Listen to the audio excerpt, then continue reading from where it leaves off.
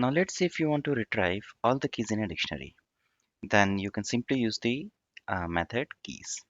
So let's say we have a dictionary where dictionary, and we want to access all the keys into it. Then simply say dot keys and then parentheses.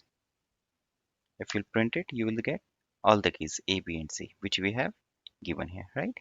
If you want to similarly print or get all the values, then you can simply say where dictionary dot rather than keys, just use the method values. So you'll get all the values. So last time the keys were A, B, and C, and the values are 1, 2, and then this list 4, 5, 6. If you want to get the combination, then you can use the method items. So it will give you all the existing key value pairs into this dictionary. Isn't it cool? Next, let's cover iteration. So first understand what is an iterator. Iterator is an object that can be iterated upon. That means you can traverse through all the values. So technically in Python, iterator is an object which implements the iterator protocol, which consists of method underscore iter and underscore next.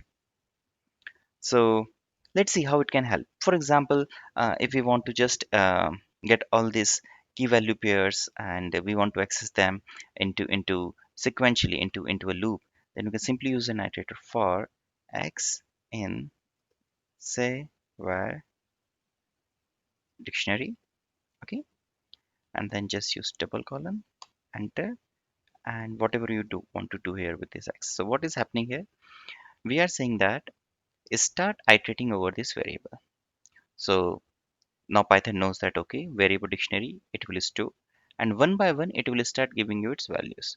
So when x becomes a variable, you can use any any name, any variable name that you want. So I have just used x. For example, if you want, you can use y. Now, and in this every iteration, y will give the next element.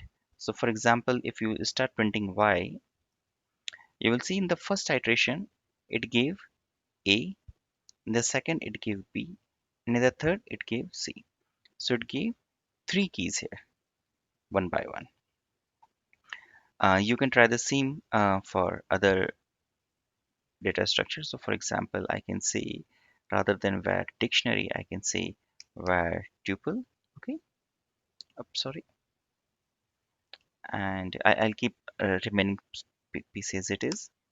So you can see now it has started putting one, then the another tuple which was 4, 5, 6, and then value 3. So it really helps because once you have a structure defined and you want to access it in a loop or something, you can just use an iterator. Same thing you can do for say list or a string as well. So you can try it at your side, right? Please note friends that in the interest of time, I may not be able to cover all these things, but you will actually get a good hold of it if you try it yourself. So in this we have seen for dictionary and tuple, but I would really request you to try the same iterator for string, set, and which one is left? List. Okay.